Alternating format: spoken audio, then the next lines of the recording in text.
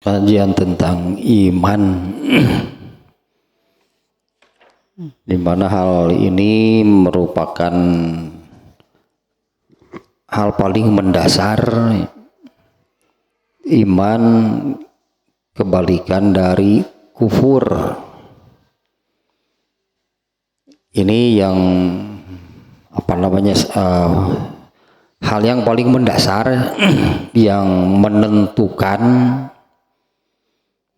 Karena di dalam Al-Quran itu Allah boleh disebut hanya dua.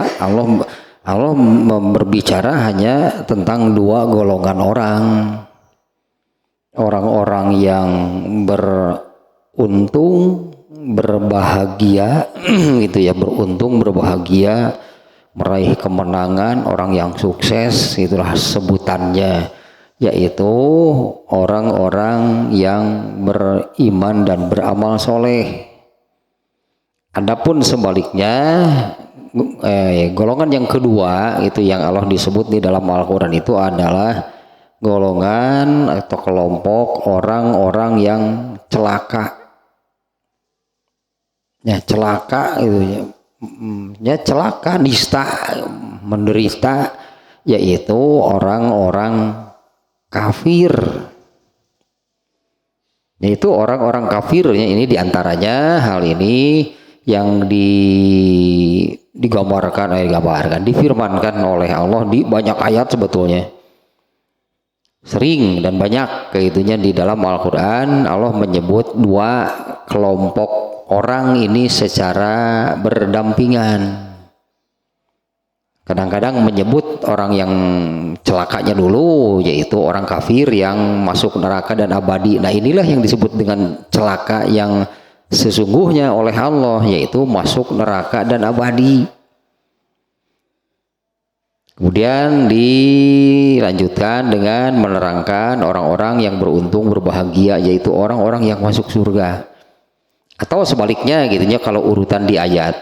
Nah, misalnya di dalam surat Al-Bayyinah Allah menyebut orang kafir dulu. Auzubillahi minasyaitonirrajim, ya innallazina kafaru. Awalnya demikian ya, ayat ke-6 nih. Innallazina kafaru, sesungguhnya orang-orang kafir. Di akhir ayatnya fi nari jahannam khalidina fiha, mereka itu di neraka jahanam abadi. Dan di neraka itu kan disiksa, itunya bukan diam, bukan mendiami neraka lalu duduk santai atau bagaimana, disiksa. Selama di neraka itu disiksa artinya. Nah, mereka ini masuk neraka dan abadi, masuk neraka jahanam, bahkan nerakanya yang paling berat, yang paling dalam, yang paling berat siksaannya ya, dan abadi, tidak akan ada akhirnya. Ya, di dalam azab, dalam disiksa lah selama-lamanya. Nah, adapun orang yang beriman ya, di ayat berikutnya innallazina amanu wa amilu sholihat. Nah, ini beriman beramal soleh itu di dalam ayat itu sering banyak yang Allah berfirman dengan merangkaikan, karena ini tidak bisa dipisahkan. Beriman, amal soleh, itu beriman, beramal soleh, itu dua ini tidak bisa dipisahkan. Nah, kalau yang ini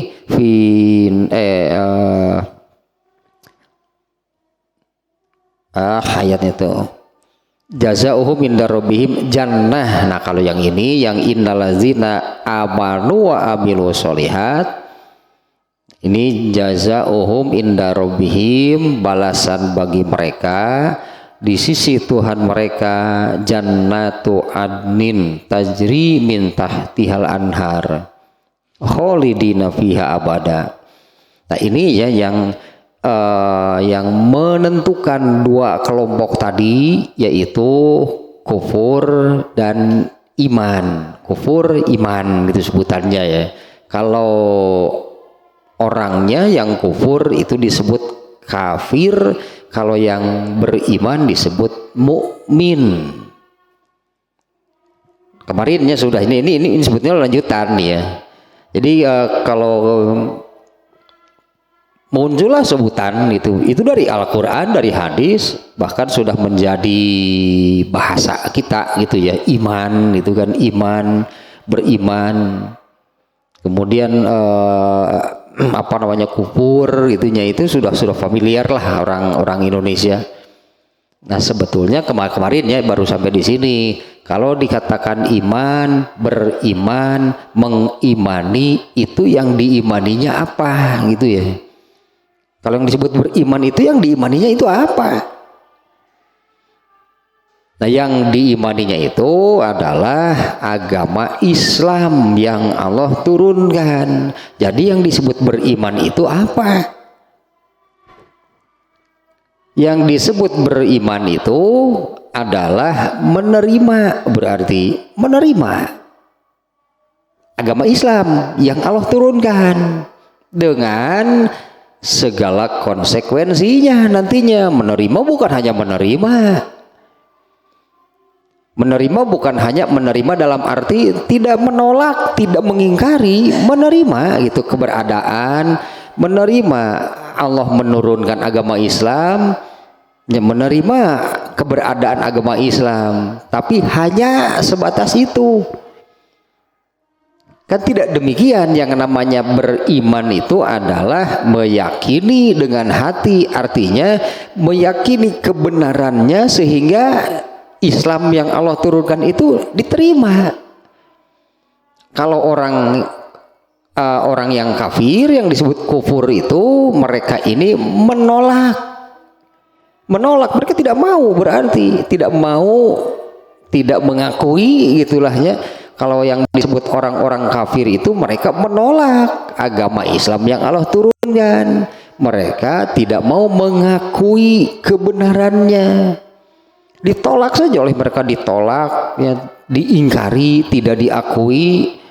Sehingga tentu saja yang disebut orang-orang kafir, yang kufur itu amalannya, kelakuannya, orang-orang kafir itu pasti mereka itu tidak menganut, artinya kan yang namanya orang kafir itu adalah orang-orang yang tidak menganut agama Islam, yang tentunya, yang pastinya tidak akan ada satupun yang ada di dalam agama Islam ini yang diamalkan oleh mereka. Karena agama Islamnya kan oleh mereka sudah tidak diakui, oleh mereka itu ditolak, agama Islamnya oleh mereka diingkari, sehingga jelaslah mereka tidak menganut agama Islam. Nah yang dimaksud dengan orang kafir di dalam Al-Quran ini, yaitu kalau di dalam surat yang tadi Allah menyebutnya ada dua kelompok besar. Ada dua kelompok besar yang disebut kafir. Satu ahlul kitab, dua musyrikin. Ini Allah menyebutnya orang-orang kafir itu dengan arti yang tadinya, orang-orang yang menolak, tidak mau menerima, mengingkari agama Islam yang Allah turunkan, sehingga mereka ini kan tidak menganut agama Islam. Nah, yang demikian itu Allah membaginya menjadi dua. Satu ahlul kitab. Sebutan ahlul kitab ini khusus untuk Yahudi dan Nasrani. Mereka ini kufur, mereka ini orang-orang kafir, mereka menolak agama Islam, padahal mereka itu yang disebut ahlul kitab itu Yahudi dan Nasrani, mereka beragama dengan agama yang Allah turunkan sebelumnya, sebelum Islam. Yahudi Allah turunkan sebelum Islam, Nasrani Allah turunkan sebelum Islam. Dan sebetulnya penjelasan tentang akan ada nabi yang terakhir, akan ada agama yang terakhir, itu sudah ada di kitab mereka, di kitab Taurat, di kitab Injil, penjelasan tentang akan diutus nabi yang terakhir. Namanya pun disebut sebetulnya Muhammad, itu ada di kitab Taurat, di kitab Injil. Ternyata kan yang menjadi penghalang yang menjadi penghalang mengapa mereka menolak gitu, maka mengapa mereka menolak, mengingkari ketika hal itu diwujudkan oleh Allah. Allah benar-benar mengutus nabi terakhir, menurunkan agama terakhir. Mereka ini Yahudi dan Nasrani ini menolak, tidak mau menerima. Padahal sebelumnya mereka sudah tahu udah di kitab mereka, bahkan mereka ini seolah-olah ingin meminta kepada Allah itu untuk disegerakan, mana nabi yang terakhir itu yang ada di kitab kami ini mana. Mereka itu sudah nagih ke Allah teh, mana buru-buru. Ketika Allah wujudkan, ada yang menjadi ganjalan bagi mereka, bukan ganjalan sih. Ternyata mereka, nah ini makanya kufur disebutnya. Mereka menolak, mereka mengingkari, mereka tidak mengakui kenabian Rasulullah SAW dengan Al-Quran yang diturunkannya, dengan agama Islam sebagai agamanya. Mereka menolak dengan alasan nabinya bukan dari golongan mereka. Itu Yahudi dan Nasrani demikian alasannya. Nabinya bukan dari golongan mereka, bukan Bani Israel. Nabinya bukan keturunan Bani Israel. Nah, jadinya mereka ini kan tetap saja apapun alasannya, jadinya mereka adalah orang-orang yang menolak. Mereka tidak mengakui, mengingkari.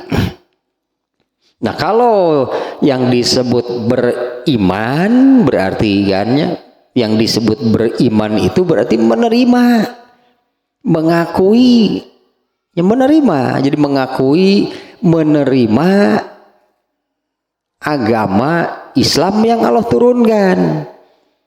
Ini ulasan saja dari yang kemarin nih. Jadi yang disebut beriman itu apa? Apa sih yang diimaninya? Yang diimaninya itu adalah agama Islam, intinya agama Islam yang Allah turunkan. Nah, kalau menerima agama Islam yang Allah turunkan, terus harus bagaimana? Apa cukup hanya dengan mengatakan ya saya menerima, saya mengakui? Nah, tidak cukup hanya sampai di situ yang namanya beriman. Yang diimaninya itu adalah agama Islam nih ya. Yang disebut beriman itu yang diimaninya apa? Agama Islam yang Allah turunkan.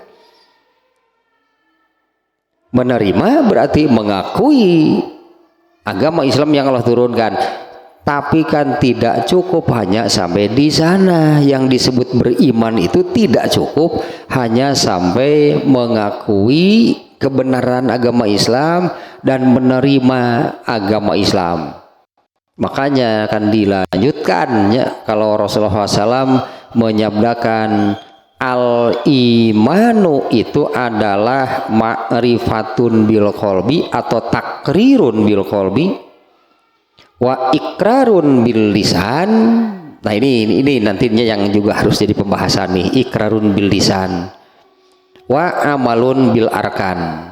Ini hadisnya, yang barusan itu hadis nih, bukan definisi, artinya bukan definisi yang dibuat oleh para ulama, bukan. Ini hadis nih, Rasulullah menyabdakan beriman itu adalah takrirun bil qalbi, meyakini, tadi berartikannya meyakini, mengakui kebenaran agama Islam yang Allah turunkan, dan sehingga menerima itu agama Islam tersebut. Kalau menerima berarti wa ikrarun bilisan. Ikrarun bilisan itu ya tunjukkanlah, coba tunjukkan. Karena kalau yang disebut menerima, mengakui agama Islam itu identik dengan menganut agama Islam jadinya. Jadinya identik dengan menganut agama Islam atau beragama Islam. Kalau orang-orang kafir itu tadinya di dalam Al-Quran Allah menyebut ada dua kelompok, ada ahlul kitab Yahudi dan Nasrani, ada musyrikin. Apapun lah, ini yang paling banyak kelompok ini. Karena kalau Yahudi dan Nasrani itu khusus sebutannya ahlul kitab itu hanya dua, Yahudi dan Nasrani. Sementara agama apapun selain agama Islam masuknya kategori musyrikin. Allah menyebutnya orang-orang musyrikin. Di zaman Rasulullah dulu contohnya ya ada yang menyembah berhala, ada yang menyembah api, itu kelompok musyrikin. Nah mereka ini kan tidak menganut agama Islam. Jadi yang disebut beriman itu yang pokok adalah menerima, mengakui, kemudian menganut agama tersebut. Yang banyak masalah itu nanti pada bagian yang terakhir, pengamalan ripuh, pengamalan nama di dia Pak Belit nama tah ati dia keneh oge sih. dari awalnya ge memang Pak Belit ketang. Pak Belit teh dari seberapa ininya, seberapa kuat disebutannya nya, seberapa kuat, seberapa kokoh iman itu menancap, mengakar gitu di dalam hati. Nah itu akan menjadi pangkal dari ya, itu akan menjadi pangkal sampai ke urusan amal terakhir itu kan beramal. Ya itu pangkal dari sampai ke akhir, ke ujung gitu, ke muaranya yaitu ke amal. Ini pangkalnya itu adalah di sini. Pangkalnya itu adalah seberapa kuat, seberapa kokoh keimanan seseorang. Nah, yang pertama ya dari 3 hal yang disebut oleh Rasulullah tadi, yang disebut beriman itu adalah yang paling mendasar adalah menerima, gitu kan, menerima, mengakui agama Islam yang Allah turunkan. Nah, kalau sudah menerima, kalau sudah mengakui, artinya di dalam dirinya tidak ada pengingkaran terhadap agama Islam yang Allah turunkan, maka wajib menganut agama Islam atau wajib beragama Islam. Nah, bagaimana caranya beragama Islam? Kalau kita ini ya kita kita lihat bagaimana Allah menurunkan Islam. Allah menurunkan Islam itu kan dengan cara menurunkan Al-Quran, wahyu yang pertama. Wahyu yang pertama Allah turunkan. Sejak Allah menurunkan wahyu pertama ini, surat Al-Alaq-nya 1-5, itu hakikatnya Allah mulai menurunkan agama Islam. Yang ternyata Rasulullah sendiri belum sadar bahwa yang datang itu Jibril kan, yang datang yang diberi, yang diturunkan, yang dibacakannya itu Al-Quran, kitab sucinya agama Islam. Rasulullah sendiri belum tahu, tapi ketika diajak berbicara dengan Warokoh yang tahu, karena Warokoh ini seorang pendeta yang taat, suka menerjemah Injil ke dalam bahasa Arab. Warokoh ini sepupunya Khadijah istri Rasulullah. Jadi Warokoh tahu persis berarti, karena dia ini mengenal betul kitab Injil. Dia seorang pendeta, dia suka menerjemah Injil dari bahasa aslinya, bahasa Injil ke dalam bahasa Arab. Begitu Rasulullah menceritakan kejadian demikian, Warokoh sudah tidak ragu lagi, kamu Nabi. Ya, kamu adalah seorang Nabi. Warokoh mengatakan, kalau aku diberi umur panjang, pasti aku akan membantu kamu semampu yang aku bisa. Ternyata beberapa hari kemudiannya, setelah Rasulullah SAW jadi tahu artinya bahwa dirinya seorang nabi, yang diturunkan itu adalah Al-Quran, kitabnya umat Islam, yang membawanya itu malaikat Jibril. Ternyata Warokoh beberapa hari kemudian meninggal. Tapi Warokoh saat itu sudah masuk Islam. Itu baru wahyu yang pertama. Bagaimana caranya Warokoh? Dia mengatakan, kamu seorang nabi, saya akan membantu. Artinya dia menerima. Bahkan Warokoh menasehati Rasulullah SAW. Ya, Warokoh itu menasihati Rasulullah SAW. Saat itu kan belum ada syariat, ketentuan. Kalau masuk Islam itu mengucapkan 2 kalimat syahadat. Wahyunya saja baru 1. Wahyunya baru 1. Syariat kalau masuk Islam itu mengucapkan 2 kalimat syahadat belum ada. Tapi setelah beberapa tahun kemudian, karena Rasulullah SAW itu kan menjadi nabi itu di 2 tempat lahnya. Di tempat sih. 2 periode sebutannya. Periode Mekah 13 tahun di Mekah. Itu mulai dari awal turunnya wahyu 13 tahun kemudian Rasulullah hijrah ke Madinah dan berlanjutlah masa kenabian dan turunnya wahyu itu di masa setelah Rasulullah hijrah. Nah, ketika masih di Mekah, yang pertama masuk Islam itu adalah Warokoh sebetulnya. Warokohnya kemudian Khadijah istrinya. Karena Rasulullah SAW kan menemui Warokoh itu diantar oleh Khadijah. Warokoh yang menerangkan demikian. Yang datang itu Jibril. Itu juga yang dulu datang kepada Nabi Musa. Nah kemudian Warokoh mengatakan, hati-hati kamu kalau tidak dibunuh, kamu diusir oleh kaum kamu sendiri. Nah Rasulullah kan merasa heran karena Rasulullah sebelumnya tahu bahwa orang-orang Quraisy itu begitu mengagumi Rasulullah, begitu mengagungkan Rasulullah, begitu memuji Rasulullah sebelum menjadi nabi ya. Sampai mereka orang-orang Quraisy ini memberi Rasulullah SAW gelar Al-Amin. Beliaulah orang terbaik. Nah selama di Mekah yang masuk Islam itu yang masuk Islam itu amat sangat jarang. Orang Mekahnya sendiri sangat jarang.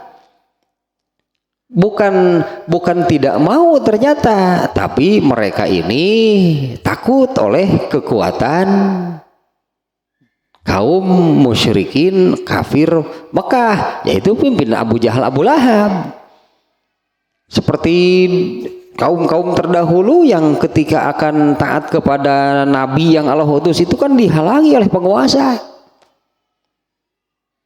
Ya, banyak yang dihalangi oleh penguasa, termasuk orang-orang Mekah ketika mereka ini hendak beriman kepada Rasulullah, mereka ini kan dihalang-halangi, diintimidasi, bahkan ada yang benar-benar disiksa. Bilal contohnya kan tidak bebas ternyata mau masuk Islam. Ya Bilal kan disiksa, kemudian sahabat-sahabat yang lain yang disiksa juga banyak. Nah kalau setelah beberapa tahun kemudian, apabila seseorang beriman, artinya dengan mana yang tadi, apabila seseorang mengakui kebenaran agama Islam, menerima agama Islam, maka dia wajib masuk Islam, harus masuk Islam, harus menganut agama Islam. Nah bagaimana caranya? Nah ketika beberapa tahun kemudian, kalau tadi Warokoh dia itu masuk Islam nggak? Iya, dia mengimani apa yang Allah turunkan. Bahkan Warokoh kan yang menerangkan, yang datang itu malaikat Jibril, yang dibacakannya itu adalah Al-Quran, gitulahnya. Yang dibacakannya itu adalah Al-Quran. Artinya Warokoh menerima, mengakui kebenaran hal tersebut. Tidak ada penolakan, tidak mengingkari. Bahkan Warokoh mengatakan seperti yang tadi, jika aku berumur panjang, aku akan membantu semampu yang aku bisa. Itu sudah menunjukkan Warokoh itu masuk Islam. Nah untuk beberapa tahun kemudian, barulah dimunculkan syariat di dalam agama Islam ini. Bagaimana cara seseorang masuk Islam? Bagaimana cara seseorang masuk Islam? Makanya Rasulullah SAW menyabdakan iman itu adalah takrirun bil qalbi. Itu yang hal mendasarnya, akui itunya, hatinya mengakui menerima dengan hati.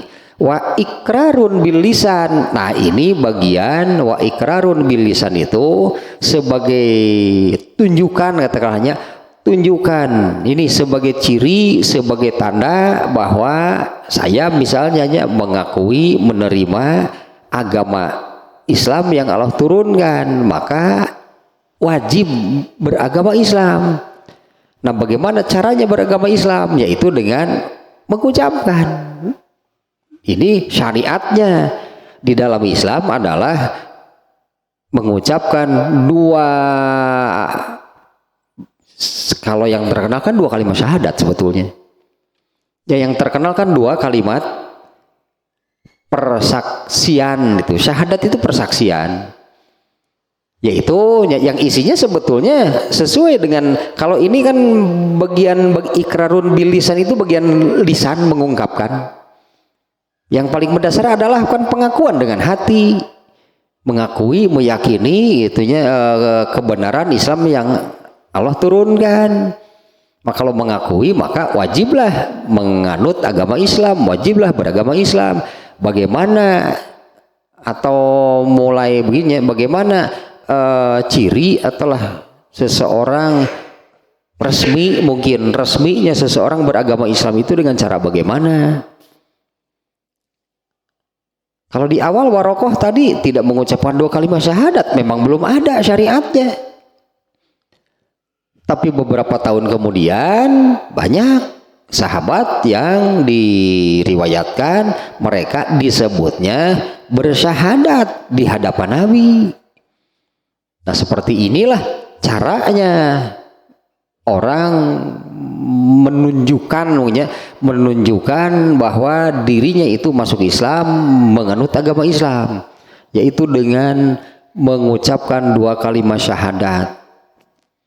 Nah, ini bagian yang kedua dari hadis yang tadi. Iman adalah, gitu kan, iman adalah takrirun bil qalbi, mengakui dengan hati, wa ikrarun bil lisan, dan diikrarkan dengan lisan. Nah, yang diikrarkannya itu apa?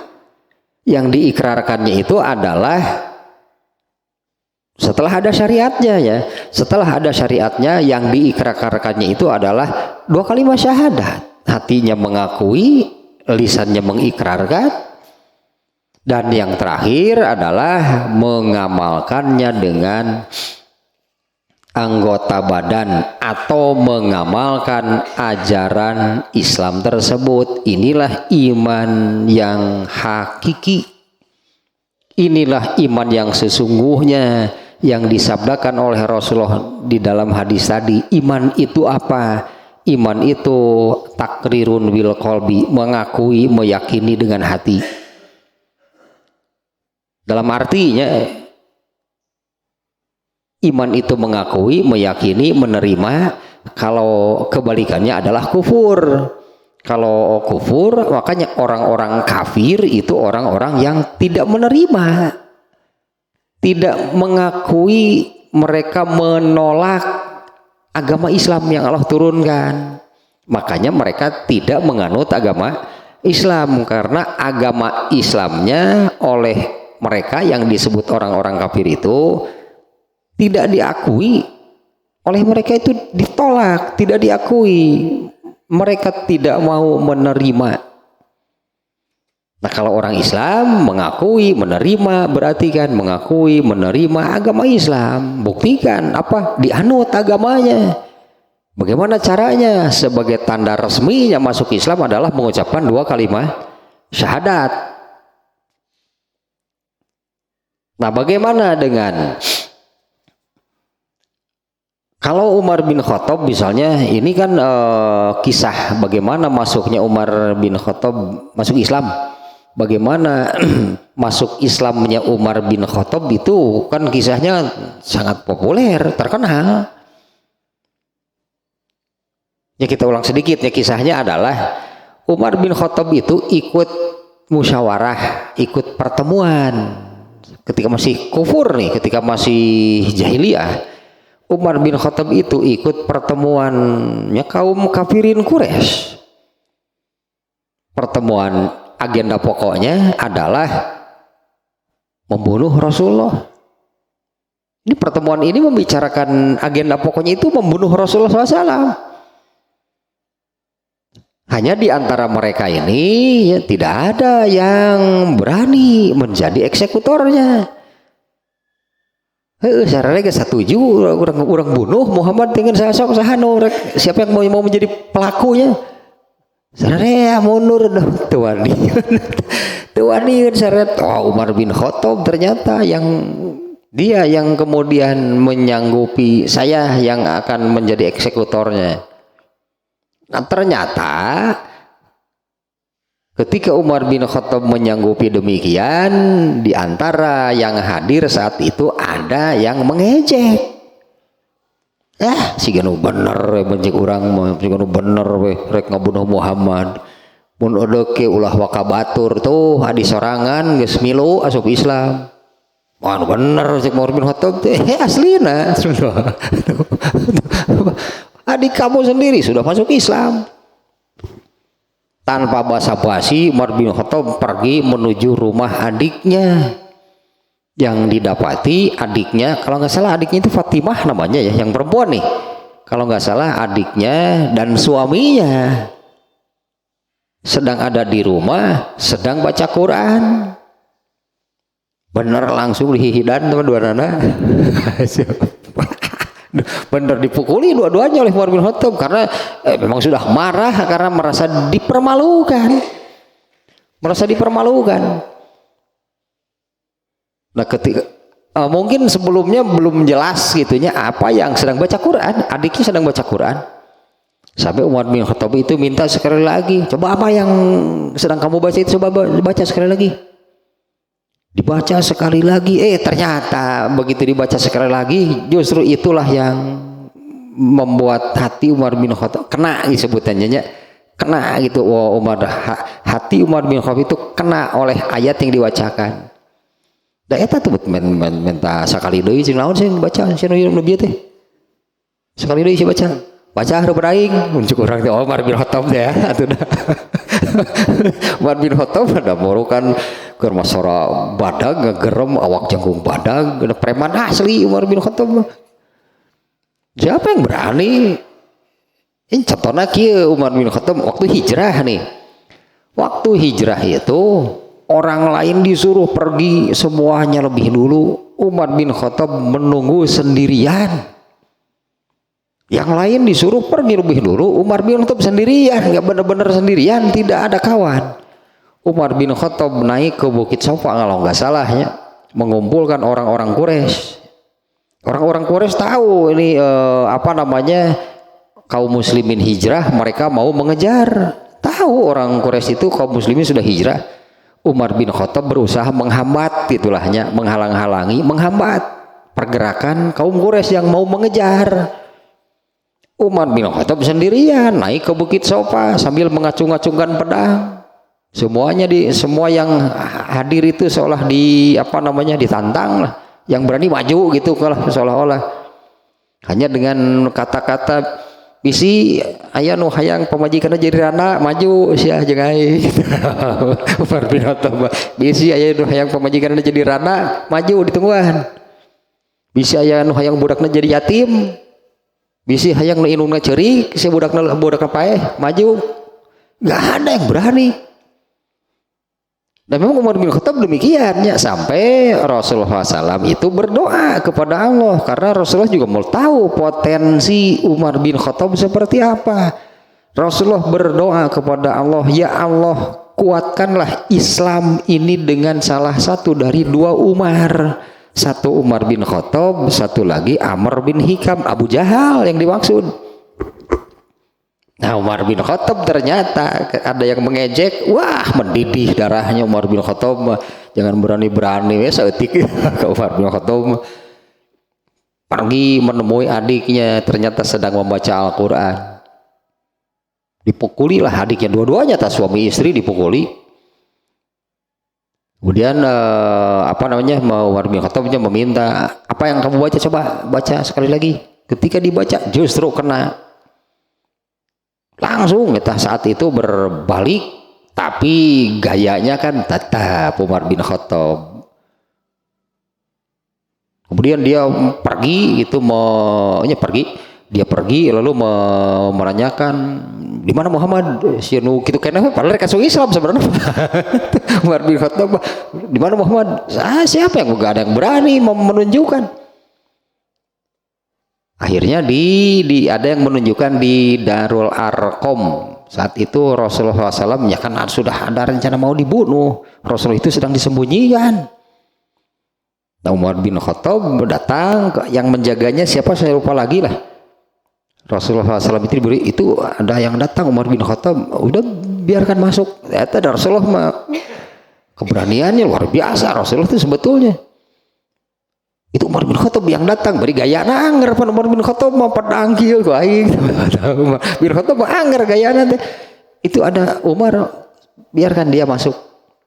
Ternyata Umar bin Khattab itu mengucapkan 2 kalimat syahadat sebagai tanda, kan tidak lagi menolak, berarti kan sudah menerima, berarti kan ya ini yang namanya iman itu yang seperti ini nih, berdasarkan itu makna hadis yang tadi. Karena itu hadis bukan definisi. Iman itu adalah mengakui, berarti kan mengakui, menerima dengan hati. Hal itu bagian hati yang diakui, diterimanya itu adalah agama Islam yang diturunkan. Nah, kalau mengakui, menerima agama Islam yang diturunkan, terus harus bagaimana?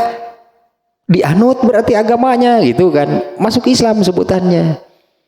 Nah, masuk Islamnya itu dengan cara mengucapkan 2 kalimat syahadat. Waktu Warokoh mengakui agama Islam, menerima agama Islam, tapi kan belum ada syariatnya mengucapkan 2 kalimat syahadat. Tapi Umar bin Khattab misalnya, atau orang-orang munafik, Abdullah bin Ubay dan kawan-kawan, mereka itu kan mengucapkan 2 kalimat syahadat. Hanya mereka itu kan berpura-pura, mereka itu kamuflase menyembunyikan kekufuran mereka. Tapi caranya gitu ya, mereka mengucapkan 2 kalimat syahadat sebagai tanda masuk Islam sebutannya, atau menganut agama Islam. Adapun sahabat kecil nih, sahabat kecil itu seperti kalau Umar bin Khattab demikianlah, tadinya dia masuk Islam itu setelah karena Umar bin Khattab itu usianya itu tidak jauh dengan Rasulullah SAW. Umar bin Khattab itu di bawahnya, usianya lebih muda dari Rasulullah SAW, tapi tidak jauh. Saya lupa lagi berapa, tentunya berapa 4 tahunan itu kalau nggak salah. Lebih mudanya Umar bin Khattab lebih muda dari Rasulullah, tapi tidak jauh. Artinya waktu dia masuk Islam sudah umur berapa? Yang dia masuk Islam itu umur berapa? Di atas 40 lah katakanlahnya. Umar bin Khattab masuk Islamnya di atas 40. Tapi untuk anaknya nih, anak Umar bin Khattab, Abdullah bin Umar, yang lebih dikenal dengan Ibnu Umar. Waktu Umar bin Khattab masuk Islam itu, Ibnu Umar itu masih sangat kecil. Ibnu Umarnya, Abdullah bin Umar itu masih sangat kecil. Nah, sejak Umar bin Khattab masuk Islam, Umar bin Khattab kemudian menasehati anaknya nih Abdullah bin Umar, menasehati anaknya nih Ibnu Umar. Nasihatnya adalah ikuti Nabi. Sakitu tah nasihat Umar bin Khattab kepada Ibnu Umar, ikuti Nabi. Ternyata Ibnu Umar ini mengikuti Nabi itu bukan hanya yang terkait dengan urusan agama, bukan hanya yang terkait dengan urusan ibadah, masalah amal soleh, bukan. Umar bin Khattab itu pokoknya apapun, bagaimanapun Nabi pasti dia mengikutinya, baik urusan ibadah ataupun bukan urusan ibadah. Nah sejak kecil Umar bin Khattab itu Ibnu Umar dinasehati oleh Umar bin Khattab seperti itu, ikutilah Nabi itu ketika Ibnu Umar masih kecil. Dan kemudian ini yang paling pentingnya ini nih. Kemudian ketika Ibnu Umar beranjak balik, Ibnu Umar pernah mendaftarkan diri untuk mengikuti perang yang dilakukan oleh Rasulullah SAW dan para sahabat. Pernah mendaftarkan diri mengikuti perang ketika usianya belum balik. Belum menginjak usia balik nih. Ibnu Umar mendaftarkan diri ikut perang, ditolak oleh Rasulullah, tidak diizinkan karena alasannya karena belum balik. Tapi kan dengan Ibnu Umar ini mendaftarkan diri ikut perang, kita bisa bayangkan Ibnu Umar ini orang seperti apa. Ibnu Umar ini sahabat seperti apa, belum usia balik saja sudah mau ikut berperang. Belum balik dia, Ibnu Umar ini belum balik sehingga ditolak. Nah untuk terkait dengan masalah yang tadinya yang disebut iman itu adalah takrirun bil qalbi wa iqrarun bil lisan. Misalnya ini contohnya salah satunya nih, contohnya adalah Ibnu Umar kapan sih dia mengucapkan 2 kalimat syahadat masuk Islam? Bahkan ada riwayatnya. Ibnu Umarnya, bukan Umar bin Khattab.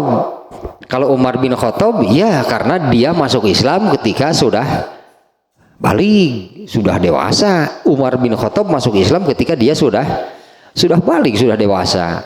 Sementara anaknya Ibnu Umar yang oleh Umar bin Khattab dinasihati demikian dan memang didorong oleh Umar bin Khattab sejak anak-anak sudah bersama Nabi, mengikuti Nabi dan segalanya diikuti oleh Ibnu Umar. Terbentuklah seorang Ibnu Umar berarti kan yang ketika belum balik saja dia sudah ingin ikut berperang. Seperti apa berarti kan sahabat Ibnu Umar. Nah kapan Ibnu Umar ini mengucapkan 2 kalimat syahadat sebagai tanda dia masuk Islam? Nggak ada. Dan ini kan salah satu contohnya. Ibnu Abbas juga sama. Ibnu Abbas itu ketika Rasulullah meninggal usianya 13 atau 14 tahunan lah. Ibnu Abbasnya. Rasulullah itu selama di Madinah kan 10 tahun. Ya dua masa, 2 periode kenabian periode Mekah, periode Madinah. Di Mekah 13 tahun, di Madinah 10 tahun. Kalau Rasulullah SAW meninggal artinya itu tahun ke-10 di Madinah. Rasulullah meninggal, Ibnu Abbas umur 13. Jadi waktu hijrah Ibnu Abbas umur berapa? 3 tahun kan berarti. Ibnu Abbas ini ketika hijrah dia berumur 3 tahun. 10 tahun kemudian kan berumur 13. Rasulullah meninggal, Ibnu Abbas umur 13. Nah Ibnu Abbas juga tidak ada. Terdapat riwayat yang menerangkan Ibnu Abbas mengucapkan 2 kalimat syahadat sebagai tanda masuk Islamnya kapan, itu nggak ada. Anas bin Malik, kemudian Ali bin Abu Thalib yang disebut sahabat-sahabat kecil, yaitu sahabat-sahabat yang usia mereka itu malah ada yang belum balik ketika Rasulullah meninggal, seperti Ibnu Abbas. Anas bin Malik itu umurnya sekitar 20 tahun kalau Anas bin Malik. Waktu Rasulullah meninggal, Anas bin Malik umurnya 20 tahun. Nah tidak ada riwayatnya yang menerangkan kapan mereka mengucapkan 2 kalimat syahadat, karena mereka lahir dan besar di keluarga muslim. Atau nih kalau bukan sahabatnya, misalnya Imam Asy-Syafi'i, ada nggak riwayat yang menerangkan Imam Asy-Syafi'i mengucapkan 2 kalimat syahadatnya kapan sebagai tanda dia masuk Islam? Imam Bukhari kapan? Karena Imam Bukhari itu lahir di keluarga muslim. Imam Bukhari itu nama bapaknya itu Ismail Muhammad bin Ismail. Nama asli Imam Bukhari itu Muhammad. Itu apalin. Muhammad bin Ismail bin Ibrahim. Muhammad bin Ismail bin Ibrahim. Imam Al-Bukhari namanya Muhammad, lahir di keluarga muslim, bapaknya Ismail. Nggak ada riwayatnya kapan Imam Bukhari mengucapkan 2 kalimat syahadat masuk Islam. Artinya ini berlaku untuk semuanya. Apabila seseorang yang memang lahir di keluarga muslim, tumbuhlah kemudian sejak anak-anak belajar Quran, belajar sholat, yang kemudian begitu menginjak usia balik sudah otomatis dia itu sudah beragama Islam. Ya karena tidak ada riwayatnya ya Ibnu Umar kan misalnya, Ali bin Abu Thalib, Ibnu Abbas kapan mereka mengucapkan 2 kalimat syahadat. Imam Asy-Syafi'i ke Imam Malik ke Imam Ahmad nggak ada mereka riwayatnya mereka masuk Islam mengucapkan 2 kalimat syahadat. Karena mereka ini lahir di keluarga muslim. Imam Bukhari belajar agama sejak umur berapa? Imam Asy-Syafi'i belajar agama sejak umur berapa? Imam Bukhari itu usia TK sudah hafal Quran. Bukan hatam, hafal.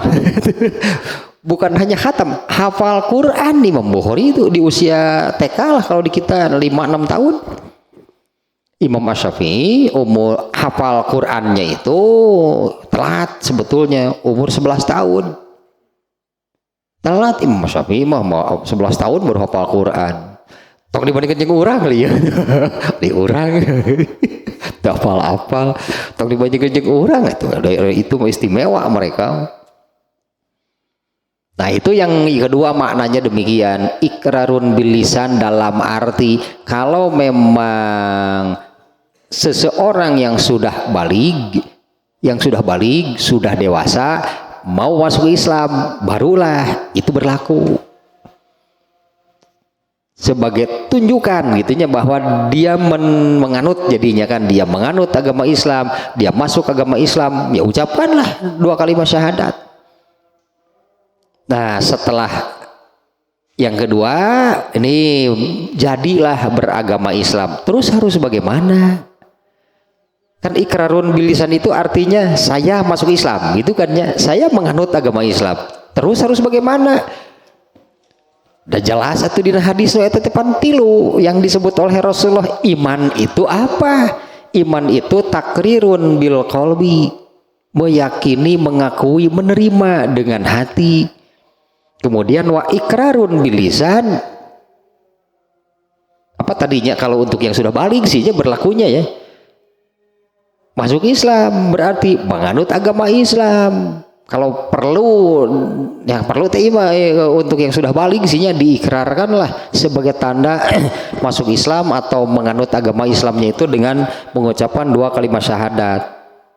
Nah yang terakhir ini kan ada 3 yang disabdakan oleh Rasulullah teh. Wa amalun bil arkan, amalkan ajaran Islam, itulah yang namanya iman. Kan semuanya ini yang diyakininya apa sih? Agama Islam. Yang dianutnya apa sih? Agama Islam. Terus yang diamalkannya kan ini semuanya tentang Islam. Itulah yang namanya iman. Dan itu kan bukan definisi. Saya katakan kan itu bukan definisi yang dibuat oleh ulama. Itu hadis, itu Nabi yang menyabdakan demikian. Iman itu apa? Iman itu kan menerima, tadi kan menerima, mengakui dengan hati. Kemudian wa ikrarun bil lisan ini sebagai apa namanya bahasa prakteknya iya benar demikian gitu, mengucapkan 2 kalimat syahadat, atau ini sebagai simbol bahwa seseorang benar gitulahnya menganut agama Islam, masuk agama Islam, yang tentunya mengakui kan menerima agama Islam. Yang terakhir yang namanya beriman itu adalah wa amalun bil arkan, ya amalkan berarti agama Islam tersebut. Dan nanti ini terkait dengan iman itu ada kadar, apa namanya ya, kadar, tingkatan, level gitulah. Iman itu ada kadarnya, ada levelnya, ada tingkatannya. Dari yang paling rendah sampai yang tertinggi. Kalau yang paling rendah, ini kadar keimanan paling rendah yang ada pada seseorang itu adalah yang Rasulullah SAW menyebutkannya, orang yang hanya memiliki iman sebesar debu, gitulah sebutannya ya. Orang yang hanya memiliki iman sebesar debu. Adapun keimanan dengan kadar tertinggi yaitu orang yang disebutnya memiliki iman yang sempurna. Sebutannya demikian lahnya, memiliki iman yang sempurna. Boleh diibaratkan seperti ini nih. Ini analoginya. Kalau ayat ini apa, ayat Al-Qur'an teh, ayat An-Nas, surat An-Nas. Ini dari redaksi di surat An-Nasnya kita mengambil allazi yuwaswisu fi sudurinas. Itu kan setan itu kan berbisiknya, setan itu kan berbisik, membisikkan, memasukkan sesuatu yang buruk tentunya nih ya. Setan itu membisikkan, memasukkan sesuatu yang buruk fi sudurinas, itu ke dalam hati manusia. Kemudian iman seseorang itu adanya di mana? Imannya nih, anu tadi tah, pengakuan menerima agama Islam, mengakui kebenaran agama Islam, itu adanya di dalam hati. Nah berarti hati itu kita gambarkan seperti ini. Ini hati orang yang beriman ya. Kalau orang kafir kan tidak beriman sama sekali. Nah hati orang yang beriman seperti ini, hatinya itu, di dalam hatinya itu ada iman. Yang paling kecil adalah sebesar titik lah gitu, sebesar titik, sebesar debu imannya. Nah sementara setan itu membisikkan, memasukkan, melemparkan hal-hal yang buruk ke dalam hati manusia. Nah iman ini sebetulnya yang harus menjadi benteng pertahanannya. Nah maka ini nggak akan keburu sih ya. Kalau lanjutan dari yang ini adalah tentang naik turunnya kadar keimanan. Ini menentukan. Jadi hati manusia itu anggaplah, bagi orang yang beriman, hatinya, di dalam hatinya itu ada iman. Kalau diibaratkan ruang seperti ini, kita tarik garis gitunya. Ini iman, ini hati manusia gitu, ada iman di dalamnya. Lalu kita tarik garis dibagi dua lah gitu. Nah kalau imannya lemah berarti turun, maka banyak ruang berarti untuk setan. Kalau imannya turun begitu ya. Kalau imannya turun, ini garis ininya turun, imannya menipis, imannya mengecil, maka banyak ruang untuk setan memasukkan ke dalam hati karena imannya sedang turun. Tapi kalau imannya naik, maka ruang untuk setan akan makin sempit. Jadi pantas kalau Rasulullah SAW menggambarkan seperti ini. Apabila setan bertemu dengan Umar bin Khattab di satu lorong, maka setan akan kabur. Itu kan analoginya, bukan bertemu secara fisik, bukan bertemu secara fisik setan tinggal Umar bin Khattab. Kamu pengen di jambatan wes bira deui masalah itu. Pengen di jambatan mah. Ini gambaran dari Umar bin Khattab itu sudah tidak mempan. Nah, setan melemparkan artinya ya, setan melemparkan apapun, setan memasukkan apapun, setan membisikkan apapun ke dalam hati Umar bin Khattab nggak akan bisa. Hati Umar bin Khattab itu sudah terisi penuh dengan iman. Makanya setan melemparkan, membisikkan, mental, anggaplah sebutannya mental, nggak ada yang masuk ke dalam hati Umar bin Khattab karena hatinya sudah terisi penuh dengan iman. Tapi selama iman belum sempurna, tetap saja berarti masih ada ruang untuk setan memasukkan sesuatu dan masuk karena masih ada. Karena ada tempat, artinya kan masih ada tempat, masih ada ruang. Kalau iman sedang naik, wah kekuatannya memang besar, belum sampai sempurna. Tapi kalau kadar iman sedang naik, kekuatan menolaknya besar, karena trennya sedang, ya trennya gitu kan ya, tren imannya sedang. Tapi kalau iman sedang turun, begitu setan memasukkan sesuatu, iman kan tidak menolak, imannya malah trennya sedang turun. Nah itu sangat menentukan sebetulnya kadar keimanan, naik turunnya kadar keimanan dengan gambaran seperti barusan. Hati, kalau hati manusia itu kita anggap sebuah ruang lah demikiannya, bagi dua gitu.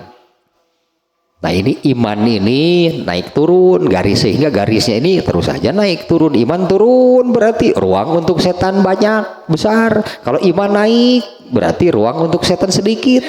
Iman sempurna nggak ada ruang untuk setan. Itulah analoginya.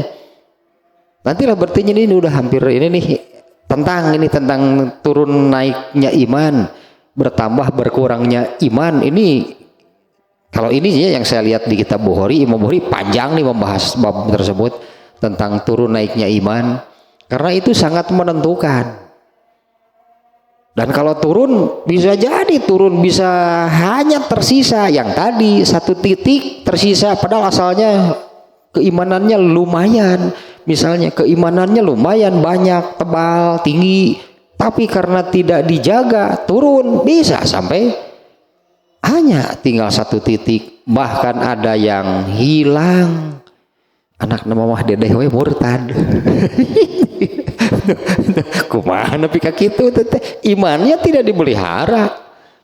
Murtad kan artinya imannya hilang.